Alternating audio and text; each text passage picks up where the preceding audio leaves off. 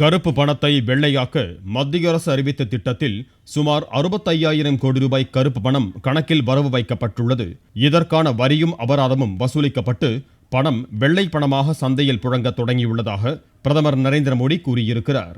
குஜராத் மாநிலம் வதோதராவில் நிகழ்ச்சி ஒன்றில் பேசிய பிரதமர், நேரடி மானிய திட்டம் மூலம் முறைகேடாக பயன்படுத்தப்பட்ட 36,000 கோடி ரூபாய் அரசுக்கு மிச்சமாகி இருப்பதாக தெரிவித்தார்.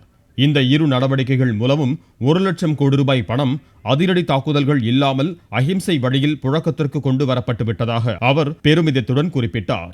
அதிரடி தாக்குதல்களை மத்திய அரசு தொடங்கினால் அதன் விளைவுகள் எப்படி இருக்கும் என்று அவர் கேள்வி எழுப்பினார்.